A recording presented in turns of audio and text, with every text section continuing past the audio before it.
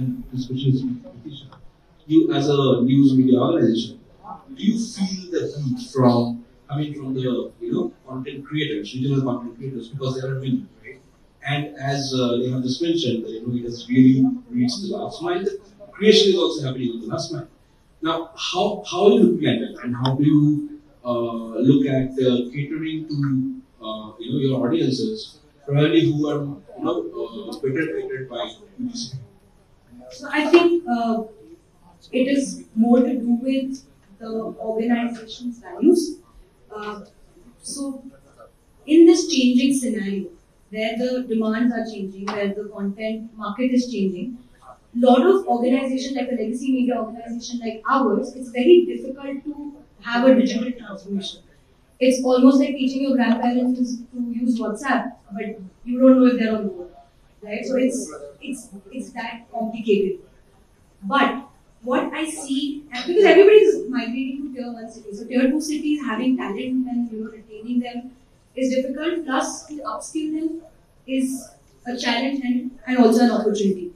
But what I find interesting is to be able to collaborate with the local journalists, with local content creators, to give more hyper-local content and bring, address the issues that probably the national media will not. Right? That is exactly what the regional audience would want. They're watching national news, yes, but what is really affecting them is their hyper-local incidents. And to bring that to the light is only done by a regional media house, and that is the advocacy and the social impact that a regional media house can have. So I hope I answered the question. Actually, my question is more towards how do you see that trend? And, is there any way of basically collaborating in that sense? Producing it, because at the end of the day, it is the consumer that is being served. Right. So in fact, what I really like is the fact that citizens journalism is now taken like a peak, because now everybody who has a mobile and a camera, and with the help of social media platforms, is posting it and it becomes news. That is information.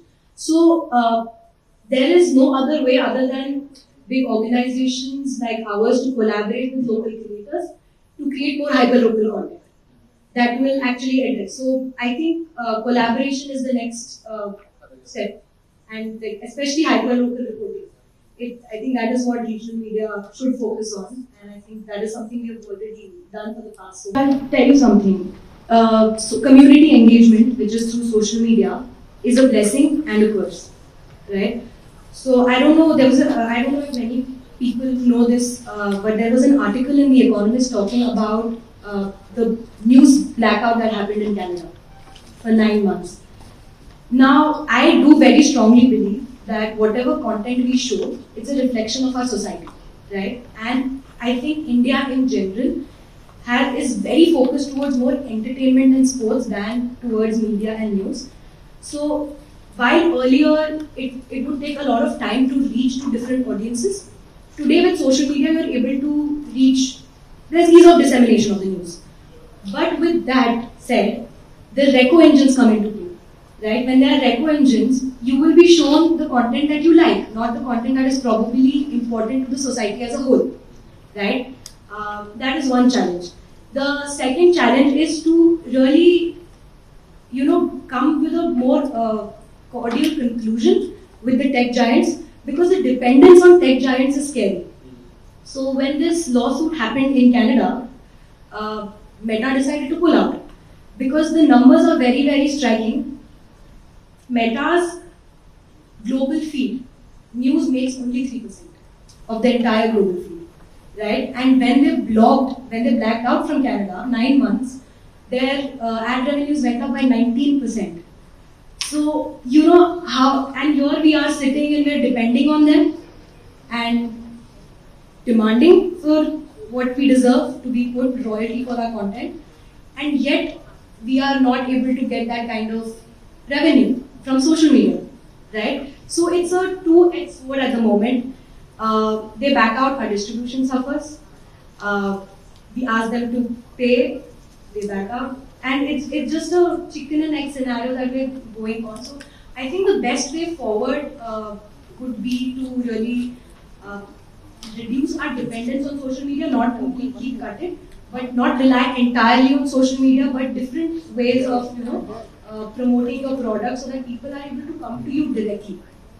Right? Those that you can't ignore and you can't live with them. Correct. So I don't see we having a larger or the more heavier prospect here saying that, oh, we want this, if you don't give, we back out. But we're not in that stage to say that, and that is what is worrisome, especially for regional. For regional news channels, it's very, very dangerous because as is there is not much money coming in the news.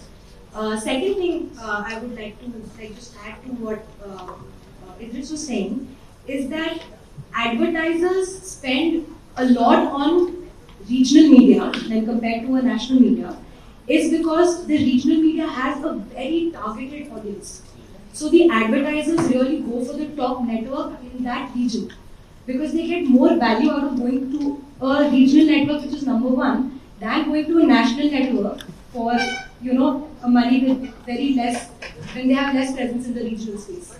So I think we all need to sort of come with a more balanced process of dissemination or ideas to disseminate and how we can monetize our digital content. Because I don't think anybody's paying for news, right? Because the generations have relied on free news. So today I think it's just convincing people to sell ice cream to an Eskimo, asking them to pay for news. So I don't think that is happening. So exploring different monetization is very important, I think.